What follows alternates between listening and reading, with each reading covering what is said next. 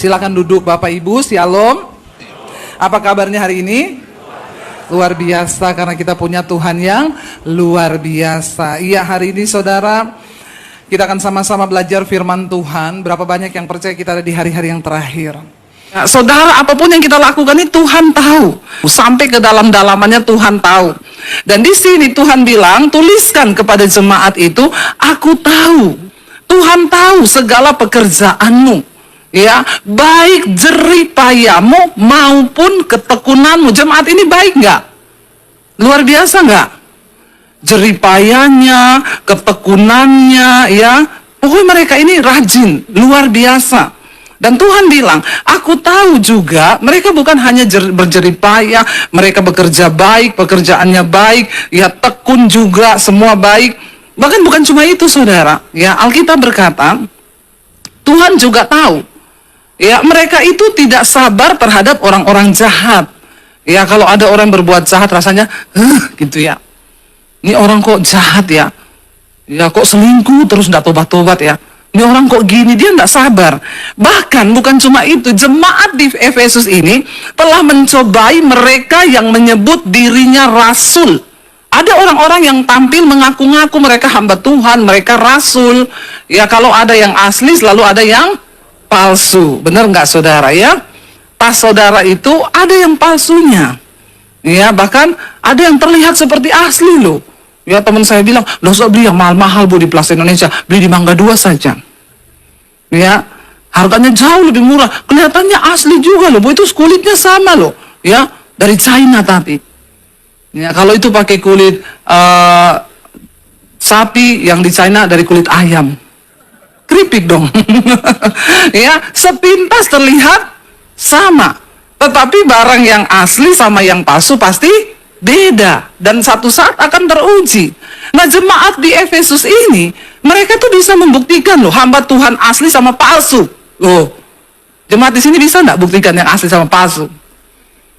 Ayo, ya, ini pendeta asli sama palsu bisa dibuktikan nggak? Tahu nggak bagaimana membuktikannya? Saya juga nggak tahu. Ya, tapi mereka bisa loh.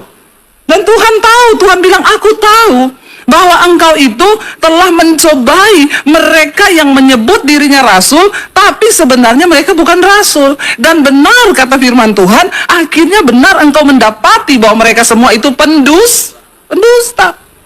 Jemaat di Efesus berhasil membuktikan itu nabi palsu, itu rasul palsu, itu hamba Tuhan palsu.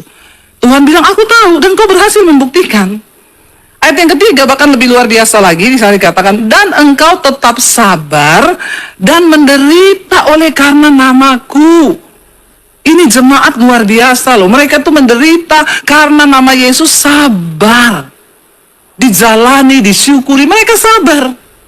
Ya, memang ada orang-orang tuh yang memang karunianya menderita. Dan dia sabar. Saya ingat teman suami saya dulu saudara, datang ke rumah. Ya, dia itu ya sebenarnya ada uang, kaya, diberkati. Cuma memang ya dia kalau datang ke rumah itu naik motornya tua sekali. Dia pakai jaket itu jaket hadiah motor Honda yang sudah lusuh, sudah tua sekali. Dia pakai celana coklat.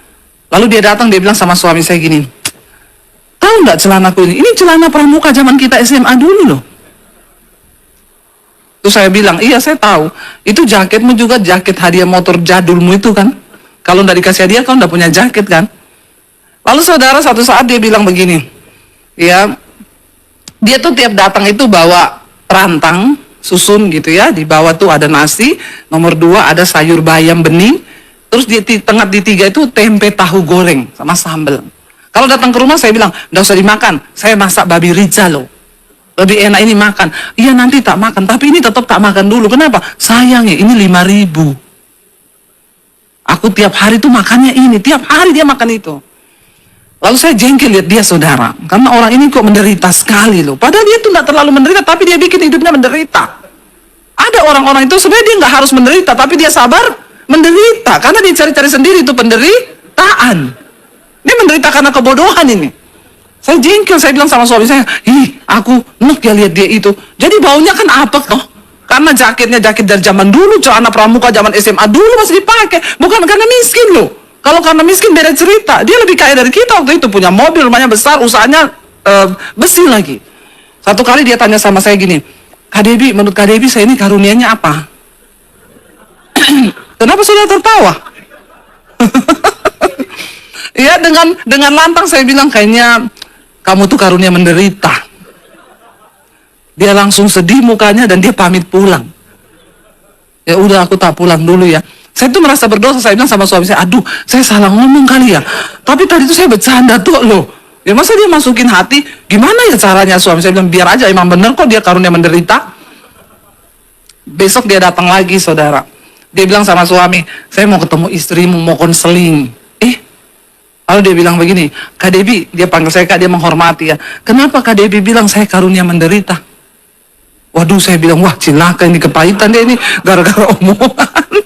Saya bilang, aduh sorry ya, aku tuh cuma bercanda loh. Bercanda. Ternyata masuk di hatinya, saudara. Saya minta maaf ya, saya tuh kemarin gak bener, saya tuh cuma bercanda, mulut saya ini memang iseng. Enggak Kak Debbie, tapi memang bener. Wah, jadi panjang nih ceritanya. Malah bener dia punya karunia menderita lagi. Kenapa? Kemarin tuh loh, aku punya uang 100 juta. Tak taruh di saham. Temen nawari. Saya taruh, habis itu saya berapa bulan ini mau saya minta. Dia bilang, habis. Ludes, nggak ada lagi. Terus saya tuh kemarin jual mobil. Ya karena saya butuh uang untuk dagang. Karena uang itu sudah saya taruh semua di saham-saham. Ternyata hilang semua. Saya jual mobil. Ada orang datang, mau lihat. Dia bilang, boleh nggak saya test drive? Pinjam kuncinya. Dikasih sama BPKB-nya. Ya orangnya pergi tidak kembali sampai hari ini. Jadi dia tuh ngomong sama saya sambil bercucuran air mata. Dia bilang, iya makanya kemarin waktu Kak Debbie bilang aku karunia menderita, bener. Saya bilang, astaga, uang ratusan juta kamu taruh di saham. Terus kau tiap hari makan tempe goreng sama sayur bening. Menderita sekali hidupmu. Saudara, ada penderitaan yang memang dari Tuhan. Tapi ada penderitaan yang memang kau buat-buat sendiri. Nggak sekarang ya? Jadi saudara, penderitaanmu itu karena apa? Karena menderita sendiri atau karena Tuhan? Dikatakan jemaat ini saudara, mereka sabar dan menderita loh. Tapi ini oleh karena nama Tuhan mereka menderita, jelas. Ya bukan karena kayak dia itu, uang ada ditaruh di saham, dia makan tempe tiap hari. Kesian kan? Menderita. Ini dikatakan mereka menderita karena nama Tuhan Yesus dan engkau tidak mengenal lelah. Wow, ini jemaat. Tetapi pada akhirnya firman Tuhan bilang, namun demikian aku mencela engkau. Kenapa? Karena engkau telah meninggalkan kasihmu yang semula. Saudara, seseorang bisa melakukan segala sesuatu dengan hebat tanpa dia mengasihi Tuhan, tanpa dia mengandalkan Tuhan. Banyak orang bahkan melayani Tuhan, mereka tidak mengasihi Tuhan lagi. Tapi hebat, ya, hebat dalam pelayanan, hebat dalam pekerjaan, dalam berbisnis, hebat. Tapi dia nggak mengandalkan Tuhan. Kenapa Tuhan bilang aku mencela engkau? Karena engkau telah meninggalkan kasihmu yang semula.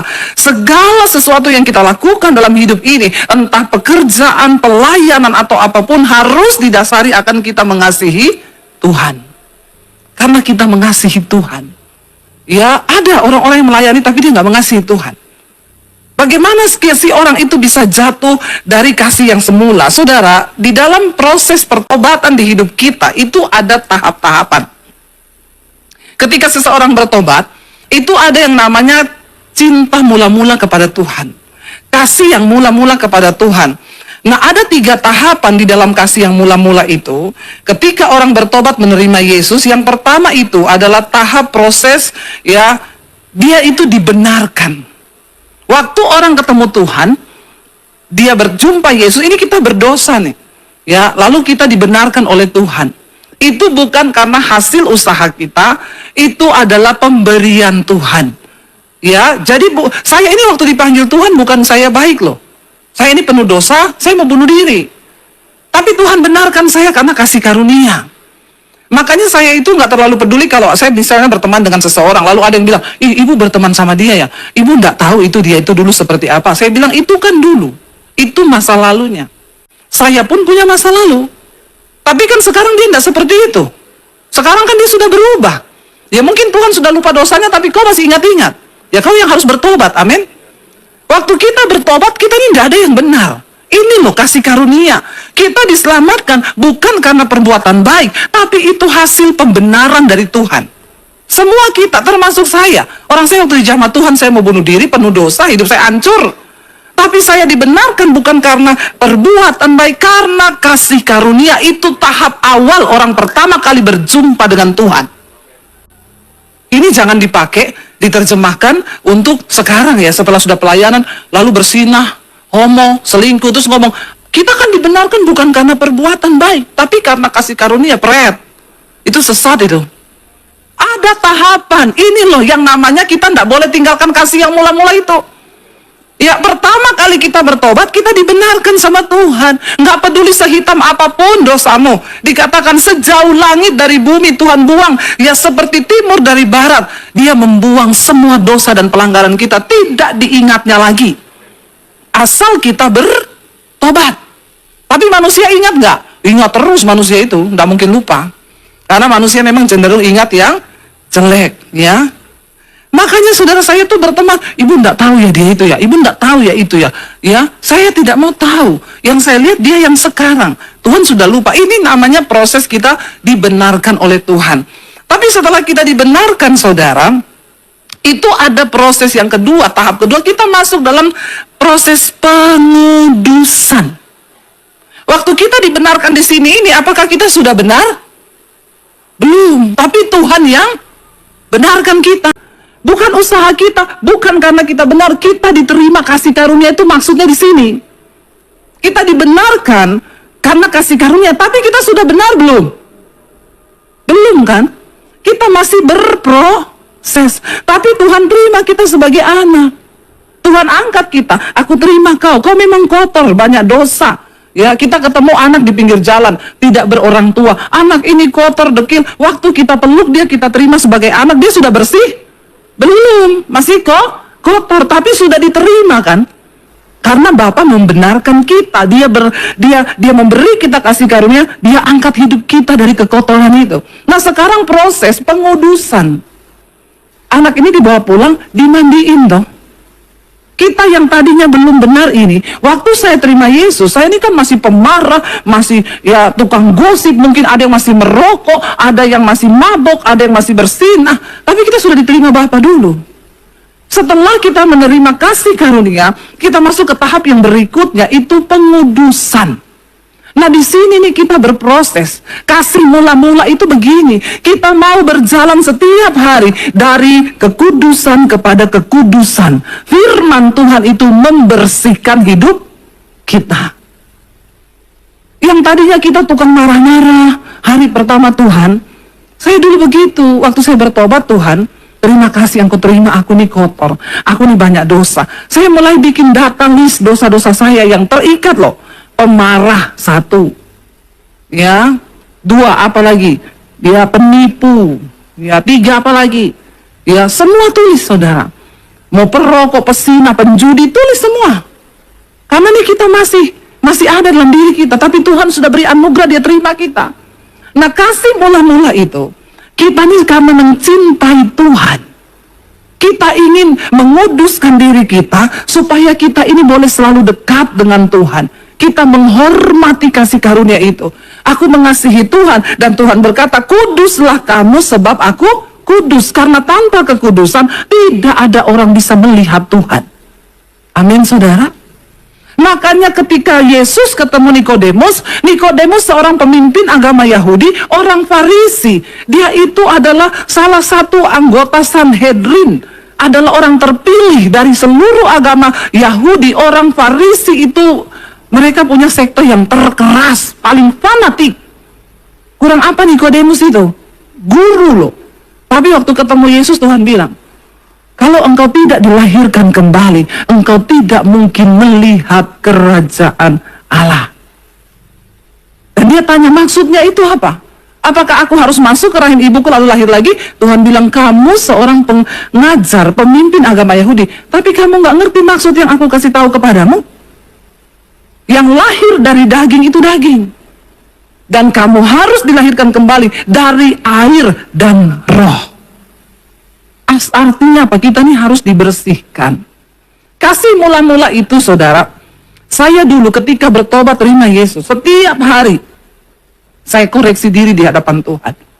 Tuhan, lepaskan aku dari amarah. Karena marah itu tidak berkenan loh kepada Tuhan. Kita boleh marah, itu normal. Tapi kalau marah-marah itu sakit jiwa. Amin, saudara? Ya, dikit-dikit marah, dikit-dikit ngamuk, sakit jiwa, saudara.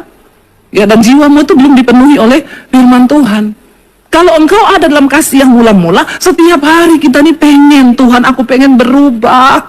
Aku pengen lebih kudus lagi, Tuhan. Aku ini terikat dengan ini, lepaskan aku, Tuhan. Itu loh, orang jatuh cinta itu selalu pengen berubah, saudara. Makanya dalam sebuah rumah tangga, kalau engkau sudah kehilangan kasih yang mula-mula, ya kacau rumah tangga itu. Karena kasih yang mula-mula itu selalu pengen memberi yang terbaik buat yang dia kasihi. Amin. Suami pengen berubah untuk istri, istri pengen berubah untuk suami. Nah kalau itu sudah tidak ada, tidak mungkin bisa. Ketika kita jatuh cinta kepada Tuhan, kita nih pengen beri hidup yang terbaik. Itu jemaat di Efesus, mereka masih bekerja giat, mereka tekun, rela menderita, tapi sudah meninggalkan kasih yang mula-mula. Tidak ada lagi sebuah keinginan yang mempersembahkan hidup kudus berkenan kepada Tuhan. Ini loh Tuhan, aku rindu. Saudara, betapa berbahaya loh. Ketika kita ini terus berjalan sebagai orang percaya, apalagi sekarang masuk pengajaran-pengajaran, ya kasih karunia. Tadi saya khotbah di satu gereja, ada jemaat yang tanya, loh Bu, berarti keselamatan itu bisa hilang ya? Dari pihak Tuhan tidak pernah hilang. Kita lah yang membuang keselamatan itu bisa.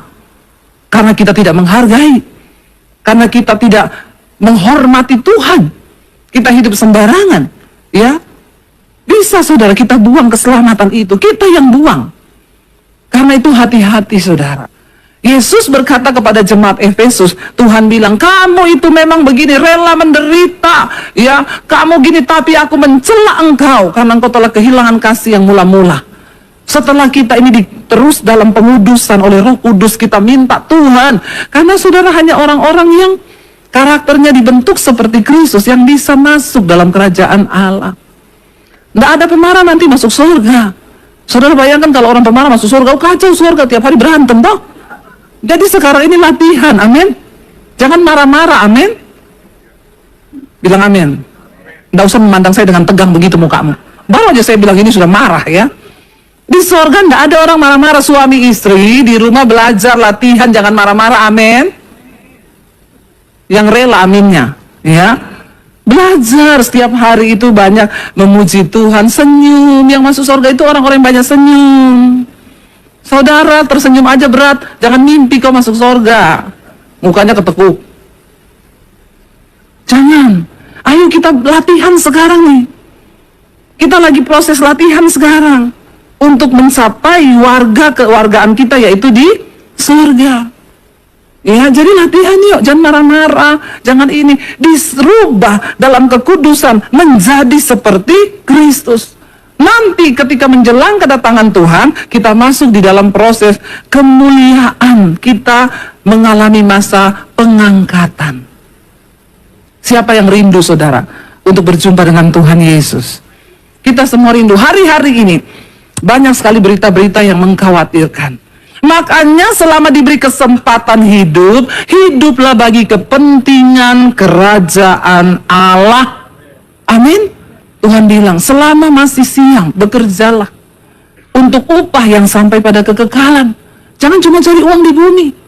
Karena akan datang saatnya malam, kata Tuhan, di mana kamu tidak bisa lagi melakukan apa-apa. Malam itu bisa bicara tentang kiamat, bisa bicara tentang kematian. Mari kita terus berbuat, Tuhan kuduskan aku. Ya Tuhan bilang, aku mencela engkau karena engkau meninggalkan kasih-Mu yang semula. Ayat yang berikutnya dikatakan, ayat yang kelima, saudara di sana. Ya, sebab itu ingatlah betapa dalamnya engkau telah jatuh. Bukan rutinitas kita yang dilihat Tuhan.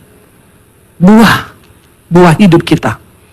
Kau yang tadinya pemarah, sekarang gak pemarah lagi. Kau yang tadinya tukang selingkuh, sekarang gak selingkuh lagi. Yang tadinya homo, sekarang gak homo lagi. Yang lesbi, sekarang gak lesbi lagi. Yang tadinya kepahitan, sekarang gak kepahitan lagi. Engkau penuh pengampunan. Loh saudara, saya ketemu banyak orang. Di Bali kemarin, Ibu terima kasih Bu, saya belajar dari khotbah Ibu. Gara-gara dengar khotbah Ibu, sekarang saya mengampuni. Loh, itu yang Tuhan mau. Banyak orang sekarang melayani ke gereja, jemaat di Efesus, tapi mereka sudah nggak berbuah. Karakternya itu loh nggak berubah. Tapi rajin pelayanan. Pelayanan jalan terus, ke gereja jalan terus, semua baik, semua ini. Tapi Tuhan bilang, betapa dalam yang kau telah jatuh, bertobatlah dan lakukan lagi. Kerinduan untuk terus dipulihkan, dikuduskan. Tuhan, ini hidupku Tuhan. Masihkah kita punya kepekaan di hati ketika engkau marah sama suami, sama istri, sama anak? Masih ada suara nggak di hatimu yang berkata, kau tuh dosa? Nggak usah tanya-tanya pendeta. Bilang, Roh Kudus, aku mau aktifkan lagi suara itu di hati. Ketika aku melakukan sesuatu yang gak berkenan, engkau bicara, Roh Kudus bicara. Amin, saudara. Bicara. Ayo kita kembali kepada Tuhan. Ya, berlutut di kaki Tuhan. Jangan sampai dia bilang bertobat, lakukanlah lagi apa yang semula kamu lakukan. Dulu kita pertama kali bertobat kan kita tanya sama Tuhan. Kita mau apa-apa tanya, kita datang sama Tuhan. Sekarang kok mau melakukan apa sendiri, nggak pernah doa, minta tanda apapun loh saudara. Dalam hal apapun, kalau engkau mengasihi Tuhan, kau tanya sama Tuhan. Apapun, berbisnis apapun, tanya sama Tuhan. Tuhan bilang, kalau kamu tidak bertobat, aku akan datang kepadamu. Aku akan mengambil kaki dianmu. Kalau kaki dian diambil artinya apa? Binasa kita. Kaki dian itu cahaya Tuhan dalam hidup kita. Nah, kalau itu diambil artinya apa? Kita binasa, saudara. Ya, hati-hati. Tuhan bilang, kalau kita nggak bertobat, kita binasa loh. Waktunya habis, saya undang para imam musik maju ke depan.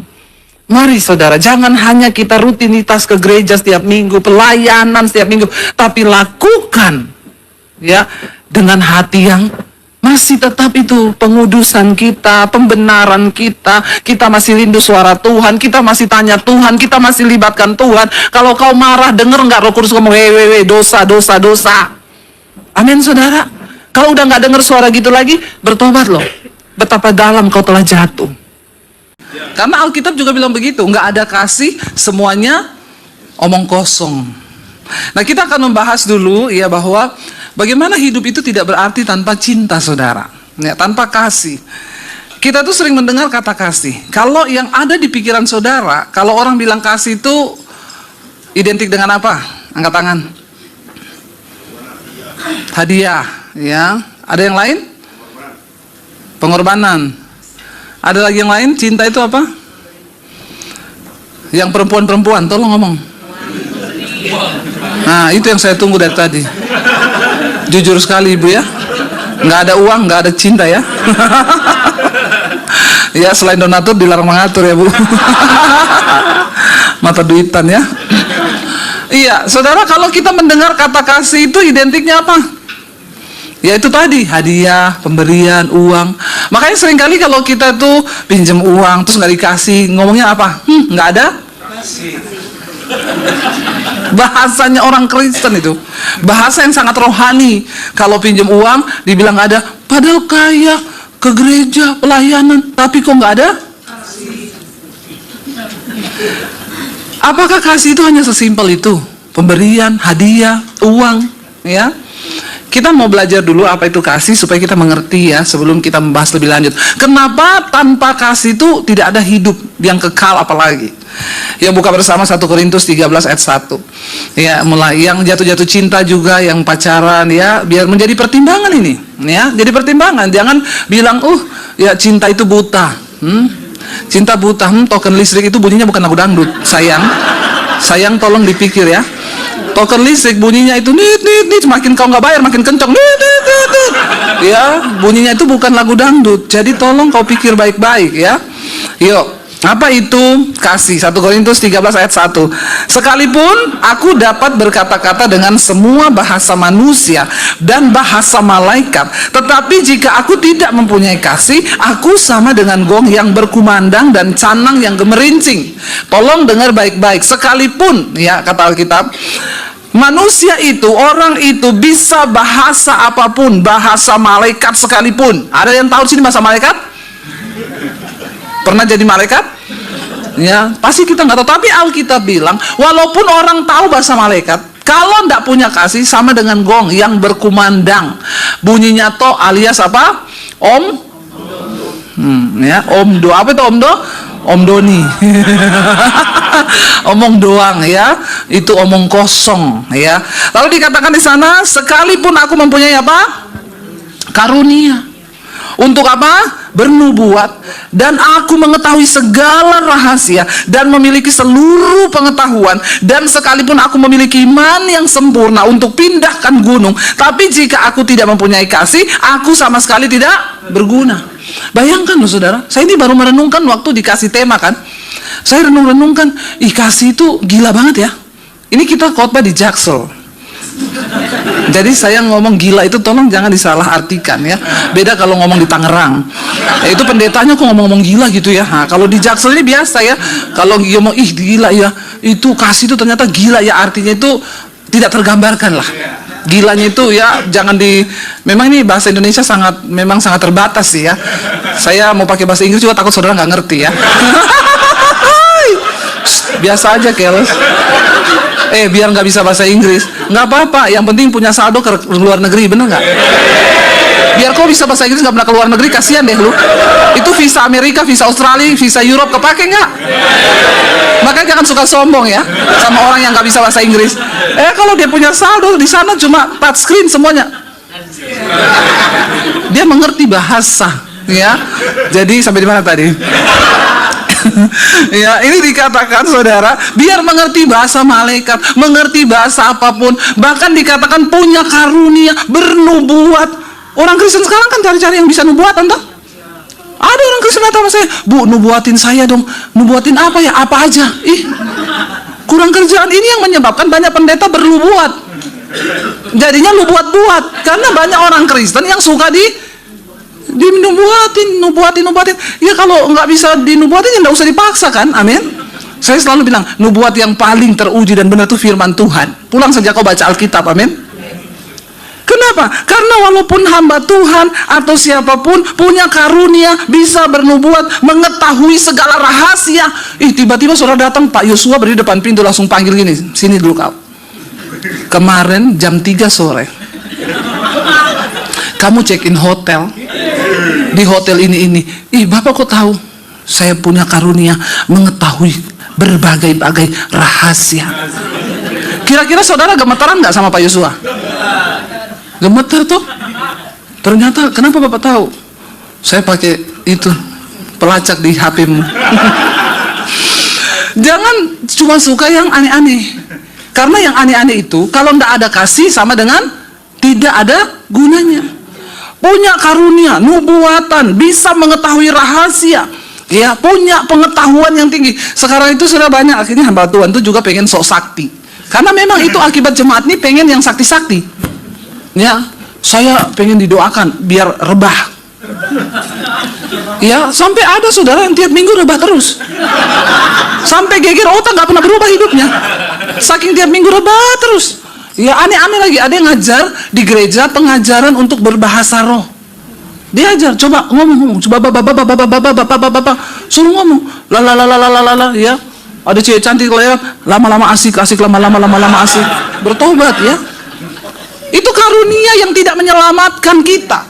Tanpa kasih, tanpa menjadi pelaku firman Tuhan, Alkitab bilang itu semua tidak berguna. Sekalipun aku punya iman yang sempurna bisa pindahkan gunung. Wow nggak ini? Wow.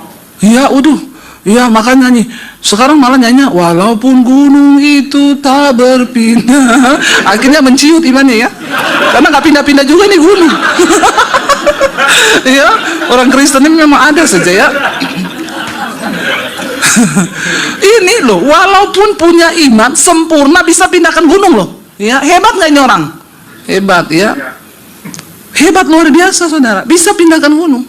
Makanya nyanyinya beda. Walaupun gunung itu tak meletus, dipindahkan sama dia.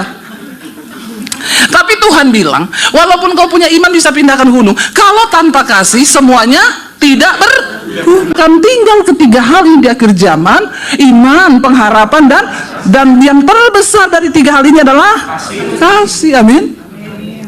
kita akan mencoba cari tahu kenapa ya. Bahkan Rasul Paulus bilang begini, dan sekalipun aku membagi-bagikan, ya, 1 Korintus 13, dan sekalipun aku membagi-bagikan apa? Segala sesuatu yang ada padaku. Emas dibagikan, ya, 100 gram semua. Senang enggak? Memang senang. Saya tahu nih muka-mukanya senang.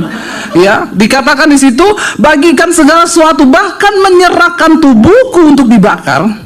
Tapi jika aku tidak mempunyai kasih, sedikit pun tidak ada faedahnya bagiku. Wow, jadi kasih ini sehebat apa sih? Biar orang menyerahkan dirinya untuk dibakar sekalipun.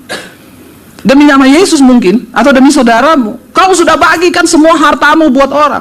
Nggak punya kasih, omong kosong, nol. Jadi ini membantah tadi kita punya pemahaman di pertama tuh. Kasih itu apa? Hadiah. Kasih itu apa? Perhatian. Kasih itu apa? Uang. Ya, makanya istri-istri, kau jangan menilai kasih suami itu hanya dari jadi kalau suami nggak ada uang, siapa suruh kau nikah? Itu pergumulanmu sendiri. Ya, bayar harganya, bergumul bersama, berdoa sama Tuhan. Makanya muda-muda ini pikir baik-baik kalau menikah. Ya, pikir, baca di gerbang tol, saldo kurang, penyebab kemacetan. Beneran? Ya, jadi tolong ya. Walaupun bukan itu juga sih kasih ya. Nah, kita mau belajar sih, kasih itu apa sih? Sampai kasih itu betapa luar biasa di mata Tuhan loh. Baca bersama, kasih itu kasih itu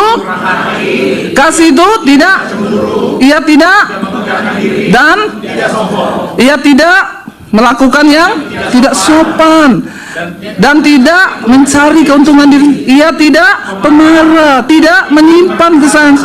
Ia tidak bersuka cita karena, tetapi ia bersuka cita karena. Sampai di situ, saudara. Ini loh kasih itu, bukan hadiah. Jadi stop yang ngomong orang, Kristen tapi tidak punya kasih. Saya pinjam uang nggak dikasih. Dia udah tahu nagihnya susah, makanya dia nggak kasih. Jadi sekarang ini mau nagih utang sama orang yang berutang tuh susah, lebih galak yang, bener nggak? Pengalaman ya? Kok semua langsung iya betul. Jadi ternyata kasih itu luar biasa. Kasih itu sabar. Walaupun kau ke gereja, kau pelayanan, kalau nggak sabar, ya, nyetir mobil orang nyebrang, dasar, wow. Hah? Bertobat, bapak-bapak, ibu-ibu juga, anak muda juga, ya. Lalu kasih itu murah hati. Nah, ini memberi. Jadi sebenarnya memberi uang hadiah itu cuma satu bagian dari kasih. Orang Kristen selama ini salah kaprah ngomongin kasihnya.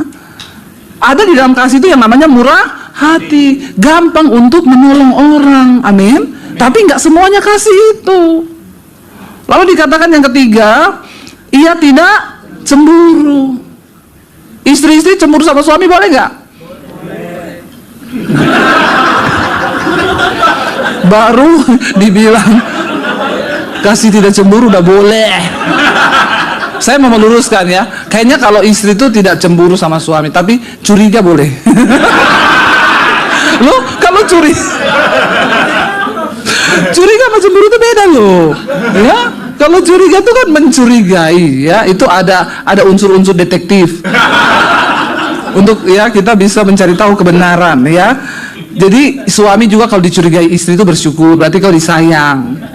Ya, tapi juga istri jangan gila, kau curiga terus. Ya, suaminya lihat HP, lihat apa? Sekarang ini bapak-bapak juga sampai jam 1 malam lihat HP, ternyata nonton apa? Drama box, bapak-bapak zaman sekarang ini. Astaga, saya lihat banyak bapak-bapak itu, ya, kalau di mall di mana bapak itu begini terus, itu bapak lagi meeting atau apa ya? Ternyata saya intip lagi nonton drama box. Ih, bertobat bapak-bapak ya. Bukan ibu-ibu lagi sekarang, bapak-bapak. Yosua, awas loh. Ya, jangan sampai kena itu ya Pak ya. Itu roh-roh akhir zaman. Saudara, dikatakan kasih itu tidak cemburu, ya, menjaga boleh, tapi suaminya dibuntuti terus sudah sampai kayak apa, ya, janganlah ibu-ibu, nanti suaminya juga gila loh. Kalau dia gila kan kita juga ngerepot toh. Jadi jangan terlalu ya, jangan terlalu.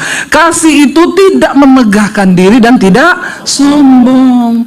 Ya nggak usah memegahkan diri, sombong apa-apa. Orang yang paling sombong sih satu sih saudara, tidak menghormati Tuhan. Itu orang paling sombong di dunia itu. Dia pikir itu napas dia dapat tuh dari alien. Ya. Jadi ya bertobat, hormati Tuhan ya. Ia tidak melakukan yang tidak sopan. Kasih itu ternyata ini. Kau ada nggak melakukan yang tidak sopan, anak muda? Ya walaupun orang nggak tahu. Ya kita semua ini melakukan hal-hal yang tidak sopan walaupun orang nggak lihat, tapi Tuhan melihat. Lalu dikatakan tidak mencari keuntungan diri sendiri. Ya berarti kita nggak bisa bisnis, Bu. Lain bisnis. Kalau orang mencari keuntungan diri sendiri itu, ya aduh ya, dia bukan cuma makan nasi, dia makan teman. Iya nggak saudara? Orang kan makan nasi, makan kue tiaw, makan apa, ini teman dimakan loh. Karena untuk mencari keuntungan diri ya. Sahabat juga dimakan ya. Jangan sampai kita tertuju hanya untuk kepentingan diri sehingga kita ini tidak peduli dengan orang lain, merugikan orang. Lalu ia tidak marah. Ini kasih, makanya walaupun kau punya karunia, bernubuat, punya ini, dan yang terpenting ini, tidak menyimpan kesalahan orang lain. Memori hati dan otak kita ini kecil. Jangan kau simpan semua sampah. Kesalahan orang itu sampah. Ya, itu harus dibuang, dibersihkan dari hati dan hidup kita. Orang itu kalau menyimpan kepahitan orang lain terlihat kok, mukanya tuh tertekan. Ya, nanti di rumah pakai koyo di sini. Nah, ini yang sering-sering pakai koyo ini masih banyak simpan kepahitan sama orang. Ya. Dan orang itu saudara kalau simpan kesalahan orang, hidupnya nggak bahagia. Orang yang di sampingnya juga ikut nggak bahagia. Jadi istri-istri, kalau suamimu nggak bahagia, itu tanda-tanda ya. Coba kau cek hatimu, jangan-jangan kau banyak simpan kepahitan. Ya, kepahitan sama ipar, kepahitan sama mertua, kepahitan sama tetangga. Semua dipahitin, ya. Iya, Bu, soalnya mertua saya adalah maut, ipar saya maut, tetangga saya maut. Ya, kau yang membawa roh maut. Kayaknya semua maut kau ya. Bertobat saudara, amin. Jangan simpan kesalahan orang lain. Terlalu sayang hari-hari kita ini dilewati cuma simpan kepahitan. Percayalah setiap orang yang datang di hidup kita Tuhan izinkan untuk melatih kita. Ada yang untuk mengajari kita mengampuni. Jadi kalau kau ketemu orang yang bikin jengkel, Tuhan lagi ajar kau lewat dia untuk mengampuni, amin. Ada yang utang tidak bayar, Tuhan lagi mengajari kau tentang mengikhlaskan yang hilang, amin. Ya, semua itu ada hikmahnya. Makanya jangan pinjemin orang uang melampaui batas kemampuan hatimu untuk kehilangan. Kasih pinjam orang yang begini, dia ndak ganti juga, ndak apa-apa. Aku ikhlas kok. Itu lebih enak. Kemarin saya lihat viral tuh debt collector nagih uang pakai ayat. Nonton nggak saudara?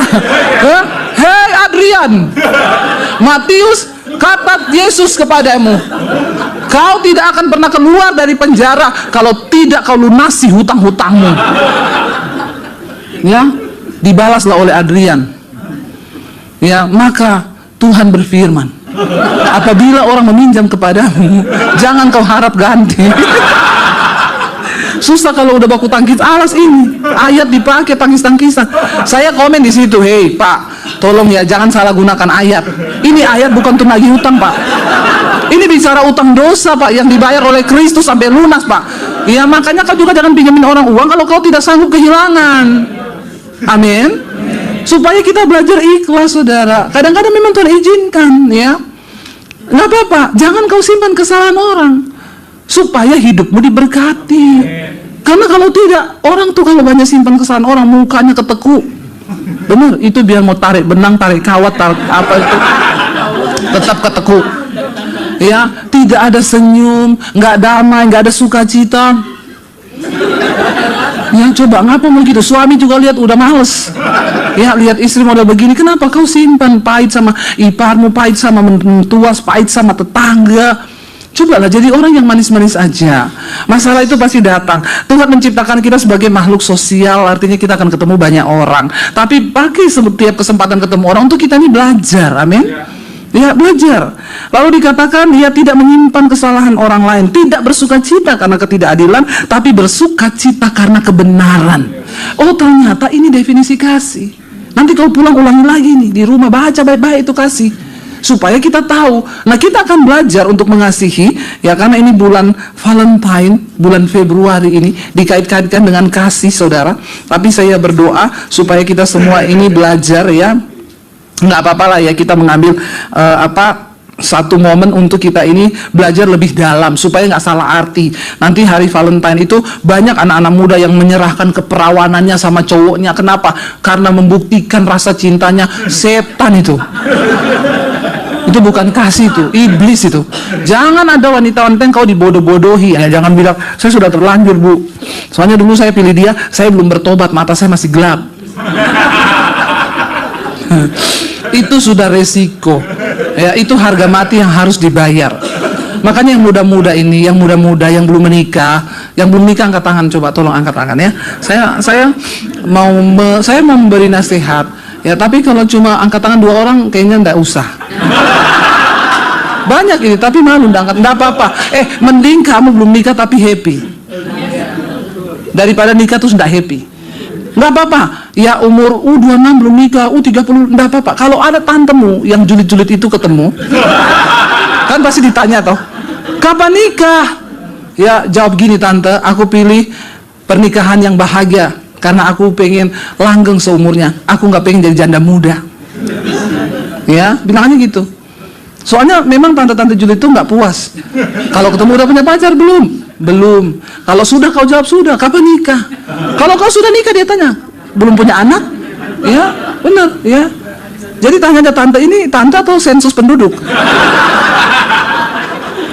Ya, saudara yang belum menikah ini tolong ya, buka mata lebar-lebar. Pelajarilah ya keadaan di sekelilingmu. Sudah banyak contoh kan? Ya, iya sih. Tapi kau jangan takut nikah juga. Karena tetap masih ada laki-laki yang baik kok. Ya, tapi itu harus kau dapat dengan doa dan puasa. Ya, tidak ada dia di pinggir-pinggir jalan, di emperan toko, tidak ada. Tapi siapa tahu ada tukang parkir yang menyamar CEO, kan? Aduh. Yang waras ya. Yang waras aja ya, tolong yang waras ya. Yang waras aja ya. Ya, simple ya, yang waras tolong. Jadi, ya jangan tunggu. Ya, ada ibu-ibu, saya ini udah mau cerai, Bu, karena saya tuh nunggu suami saya kapan ngaku dia CEO, tapi nggak ngaku-ngaku. Malah saya ini terjebak, Bu. Setelah menikah ternyata suami saya itu nggak ada duit. Ya dulu padahal waktu pacaran uang dititipi ke saya. Setelah menikah nggak ada, Bu, 1 sen pun dia kasih saya. Saya bilang, ya itu dulu kan pencitraan iklan toh. Iklan. Sekarang sudah yang nyata-nyata terbukti sekarang. Jadi kau ya tidak usah menyesal. Ya sudah, kau doakan, tuh sudah takdirmu, tuh sudah nasibmu. Jangan bercerai. Makanya yang muda-muda, ya tolong berdoa baik-baik. Ya, sampai dia ngomong, kamu tuh dulu kok nggak jujur sama saya kalau kamu nggak punya apa-apa. Dulu kan aku udah bilang sama kamu, harta yang kupunya satu-satunya hanya kau. Malah kau jawab so sweet. Ya, orang Jawa bilang nyemek lah ya. Kita tahu sebenarnya tips untuk badan kita nih langsing toh. Terutama bapak-bapak yang perutnya agak maju ke depan. Nggak apa-apa. Ya, kita harus mulai belajar melatih diri memang sih. Saya kadang kalau lihat bapak-bapak perutnya maju ke depan tuh, saya ingat saya hamil dulu tuh loh. Maaf ya bapak-bapak ya, maaf. Saya sekalian membuli Anda. Supaya terbuli. Saya kadang ngomong sama suami saya, itu bapak itu nggak capek ya. Saya dulu hamil 9 bulan capek loh. Bawa perut gitu, itu bapak kok seumur hidup ya. Kita tahu nggak cara untuk menurunkan berat badan tuh, tahu nggak? Tahu. Saya sama suami sangat tahu. Kami tahu, tapi mau turun itu susahnya minta ampun. Auzubillahi minasyaitonirrajim. Ya, tapi tahu tipsnya ya. Tunda sarapan, nggak usah sarapan sampai jam 10 apa jam 11. Makan nggak apa-apa, kurangi karbo, kurangi gula, berhenti jam 6 sore. Itu toh Pak, turun loh Pak. Turun. Saya ngomong sama diri saya sendiri juga ini.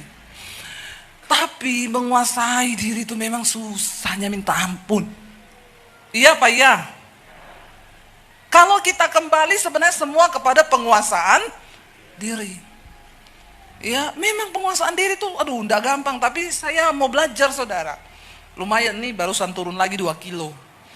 Ya, mau ngejar 5 kilo aja nggak usah banyak-banyak. Nanti kalau kekurusan jelek juga.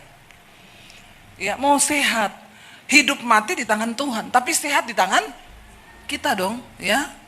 Kalau sakit jangan salahin Tuhan. Itu bukan, Tuhan, aku menerima takdir ini. Kata malaikat, lu rakus. Jangan bilang takdir Tuhan. Ya, itu karena kau nggak bisa menguasai mulut. Karena Rasul Paulus juga bilang, Alkitab bilang, hidup mati dikuasai lidah. Lidahnya pengen makan enak terus, mati. Saudara, kita tahu menguasai diri itu tidak gampang. Makanya sebenarnya musuh yang terbesar itu bukan orang lain, bukan suamimu, bukan istrimu, tapi diri sendiri. Nah, dunia menawarkan sekarang itu, lu layak bahagia, lu nggak bisa bertahan dalam keadaan ini. Kalau istrimu gitu, lu cerai aja, cari istri yang lebih baik. Ada istri yang lebih baik, saudara. Ya, semuanya itu berimpak karena dari kita dulu kok. Bagaimana kita memperlakukan istri, ya begitu juga akan terjadi dalam sebaliknya, saudara. Ada bapak-bapak bilang, aku nih dulu bu, waktu baru mau menikah, saya bergumul doa puasa, cuma satu doa saya, Tuhan aku minta istri yang benar. Tuhan kasih bu, saking benernya aku salah terus. Ya enggak bapak-bapak, salah doa kau. Kau doa minta istri yang benar, istrimu kebenaran, akhirnya kau salah. Ya, yang ada itu sebenarnya kita nih melatih diri. Ya jangan bercerai di usia 50 cuma untuk bahagia. Sebenarnya bahagia, Tuhan tuh kan bilang, kita nih harus mati bagi diri kita sendiri. Nah, Rasul Paulus tuh bilang, orang-orang yang ikut perlombaan itu menguasai diri dalam segala hal, mereka berbuat demikian untuk dapat mahkota yang fana. Aturannya ada untuk lomba lari, pakai sepatu lari. Ada orang ikut lomba lari datang pakai sepatu roda? Boleh ikut lomba? Yang tidak memenuhi syarat. Ini lomba lari bukan sepatu roda. Kalau ikut lomba lari sudah ditentukan nih jalurnya ini. Kita tahu ada jalan pintas di situ, jalan tikus. Ada pelari lewat jalan pintas, maka dia gugur dari perlombaan. Di dalam iman kekristenan kita ada standar Tuhan yang harus kita ikuti. Tidak bisa seenak-enaknya pakai cara kita. Ya, aku layak bahagia dong, aku layak dong untuk beri self reward. Tuhan bilang berkutuklah orang yang mengandalkan dirinya sendiri. Jangan andalkan apapun dari diri kita. Sebaliknya Rasul Paulus bilang, kita ini apalagi, kita ini sedang berlomba untuk memperoleh mahkota yang abadi. Serius loh saudara, surga itu ada, neraka itu ada. Saya tuh bilang sama anak-anak saya begini. Saya tuh kalau mau tidur malam suka membayangkan gini. Kalau hari ini terjadi rapture ya, pengangkatan. Ya. Terus ada salah satu yang tertinggal dari anggota keluarga kita. Kan kita juga nggak tahu orang hidup ya. Saya tuh kepengen anak-anak saya tuh hidup benar. Tapi kan kembali lagi kan kita nggak bisa kontrol mereka 24 jam. Dia kan, kehidupan iman kita tuh kan pribadi-pribadi dengan Tuhan ya. Saya bilang sama anak saya gini, Dek, ya kalau kamu gak hidup sungguh-sungguh sama Tuhan, gak jaga kekudusan dalam pikiran, perkataan, dalam perbuatanmu, nanti kalau rapture, misalnya kamu tiba-tiba bangun pagi nyari, loh papi mami mana ya, kok gak ada ya. Terus kamu tertinggal di dunia ini. Ya, di situ nanti sudah tidak ada keselamatan, saudara. Ada keselamatan kecuali dibayar dengan darah sendiri. Kasih karunia dan tidak ada. Kamu bisa selamat kecuali kau bayar dengan darahmu sendiri. Kau dibunuh suruh nyangkal Yesus. Dan kau tetap bertahan untuk Yesus lalu kepalamu disembelih. Kau bisa terdapat keselamatan. Kau bayar dengan darahmu sendiri, itu kata firman Tuhan. Makanya Tuhan Yesus tuh bilang begini, kalau aku datang kembali kedua kali di dunia ini, ada iman aku dapati, karena dia datang itu setelah orang-orang, anak-anak Tuhan sudah diangkat, sudah rapture. Saya bilang gini ya, makanya Tuhan juga ngomong ya, nggak mungkin ada iman lagi di situ. Sekarang aja nih kita nih belum disuruh penggal kepala loh, ikut Yesus. Kita ini sekarang hanya dituntut berjuang melawan diri sendiri, hawa nafsu diri sendiri aja kita kadang kalah loh. Iya nggak saudara? Apalagi nanti kalau sudah di depan itu pedang, kamu percaya Yesus atau mati. Terus saya ragu akan ada orang yang tetap percaya Tuhan tuh. Bahaya saudara. Rasul Paulus tuh bilang begini. Ya, karena itu aku nih melatih tubuhku dan menguasainya seluruhnya. Supaya sesudah aku memberitakan Injil kepada orang lain, jangan aku ditolak. Saya tuh kadang merenung begini, Rasul Paulus ini orangnya itu sungguh-sungguh menyerahkan hidup bagi Tuhan Yesus. Dia menginjil itu, ya kalau saudara pernah perjalanan ke Turki, kita mengunjungi itu Efesus, kota-kota di sana, itu semua rata-rata tuh perjalanannya Rasul Paulus. Dia buka gereja, buka pelayanan, dan dia bilang, setiap hari aku berada di dalam bahaya maut karena nama Yesus. Mau dibunuh, dipenjara, karam kapal, dianiaya. Itu masih ngomong, aku berusaha melatih tubuhku ini menguasai supaya jangan aku ditolak. Setelah aku memberitakan Injil. Wow, saya itu terkesima dan takut loh saudara.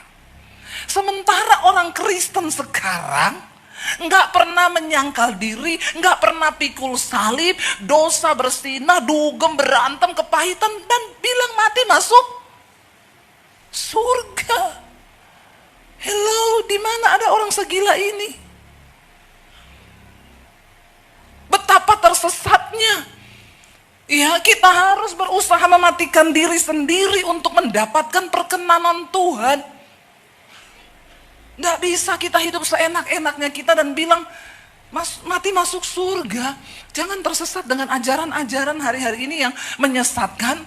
Oh nggak apa-apa, kan Tuhan Yesus sudah mati bagi dosaku masa lalu, masa sekarang, masa yang akan datang, pret. Itu yang menyebabkan orang Kristen ini hidup tidak menghormati Tuhan. Sehingga engkau ke gereja pun hanya sekedar, ya udahlah gua kan Kristen, harus ke gereja. Apalagi di Jakarta, malam mabok dugem. Minggu ke gereja, bikin status. Keseimbangan hidup. Ya Allah subhanallah. Ada orang Kristen, untung saya bukan Tuhan loh. Kalau saya Tuhan, udah saya pites orang model begini nih. Ada orang-orang yang tidak menghormati Tuhan. Yang hidup seenak jidatnya, dia bersinah, dia homo, dia lesbi, dia selingkuh, dan dia bilang mati masuk surga. Please saudara ya. Jangan sesat, Alkitab bilang. Jangan cuma comot-comot ayat. Dan kita nggak tahu, saya hari-hari ini menyampaikan khotbah. Tuhan ingetin terus, jangan pernah lupa. Titip ngomong, persiapkan umat untuk menyambut kedatanganku kali yang kedua. Dan ingetin jemaat, tanpa kekudusan engkau tidak mungkin melihat Tuhan. Matikan dirimu saudara. Ayo hari-hari ini nggak usah tuntut suami harus begini, nggak usah tuntut harus begini.